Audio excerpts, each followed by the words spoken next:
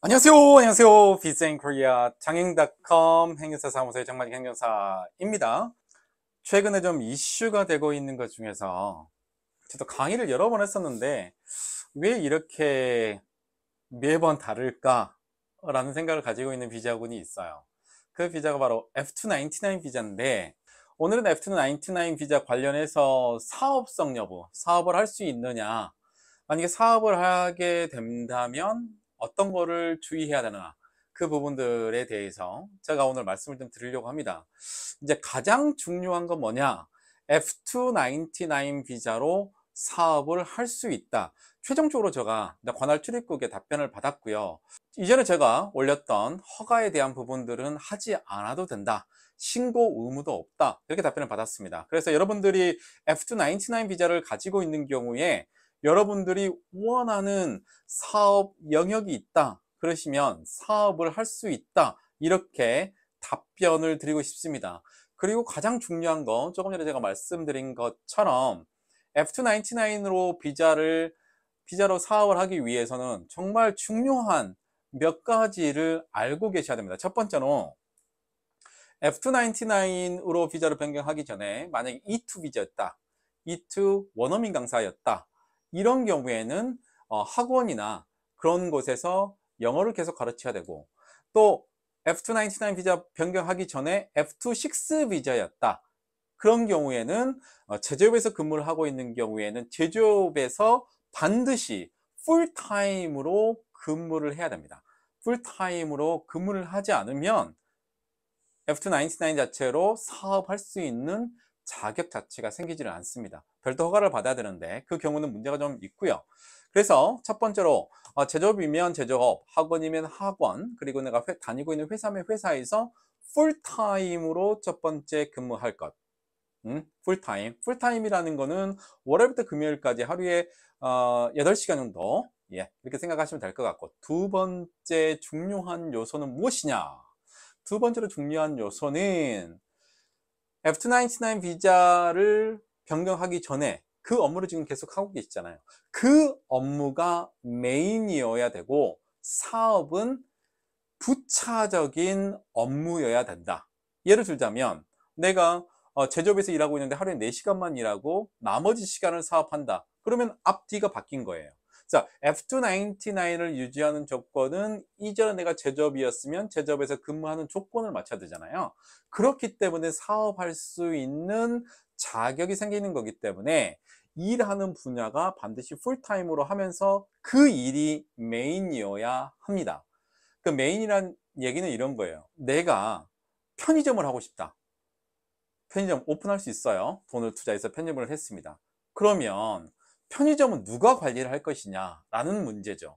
그래서 회사에서 4시간 근무하고 나머지 시간을 자기가 편의점하고 저녁에 또 아르바이트생 쓰고 이렇게 하게 되면 실제적으로 가장 많은 시간을 일하는 메인 잡이 제조업이 아니고 어디라고요? 편의점이 되는 거죠. 그래서 만약에 편의점을 하는 경우에도 일과 중에는 내가 일하고 있는 중에는 아르바이트생을 고용을 해서 아르바이트생이 일을 하고 내가 일과가 끝나고 남는 시간에 편의점을 할 수 있다. 근데 실제적으로 정말 쉽지가 않습니다.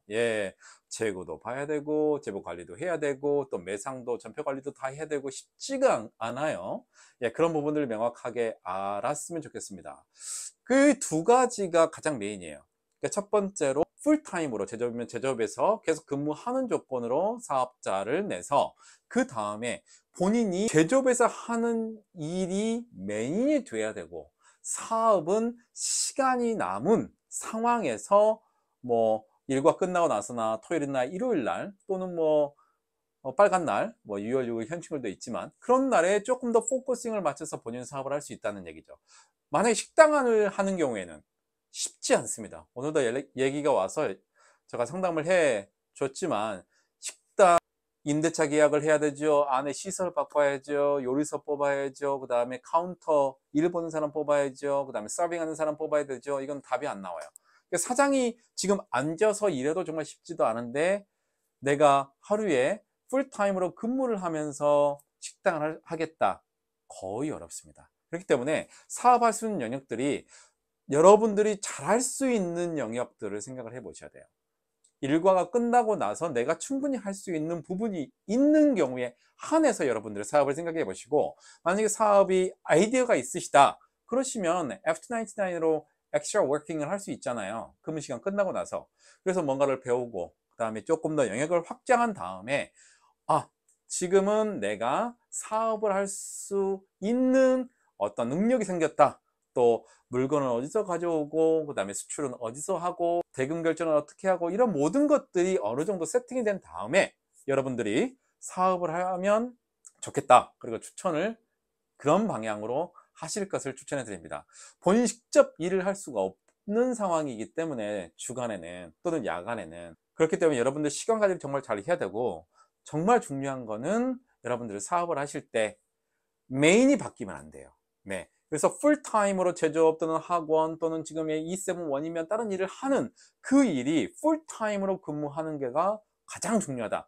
그 다음에 나머지 시간은 여러분들이 사업할 수 있다는 거, 이 부분 꼭 명확하게 알고 진행했으면 좋겠습니다.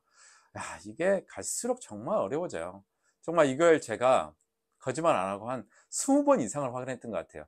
작년, 재작년, 왜냐면 2020년도에 F299 비자로 뭐 일을 하면서 사업하는 사람들 비자 허가 안 되고 연장 안 되고 나간 사람들 상당히 많거든요. 또 바뀌고 또 바뀌고, 1345 전화해도 솔직히 이 부분을 확인할 수 없어서 사무소에 확인을 해서 그 답장을 저한테 메시지로 보내줘서 최종적으로 말씀을 드리는 겁니다. F299 지금 일하고 있는 분야에서 풀타임으로 근무를 하면, 전일제 상용 근로로 근무를 하게 되면 엑스트라 타임에 여러분들 사업할 수 있다. 알겠죠? 사업을 해야 또 소득이 많아지고, 소득 많아져야 여러분들 영주권을 취득할 수 있잖아요. 자, 궁금한 사항들 비자인코리아 장인닷컴 행정사 사무소에 문의해 보시면 될 것 같습니다. 이상 디자인코리아 장인닷컴 행정사 사무소의 장만진 행정사였습니다. 감사합니다.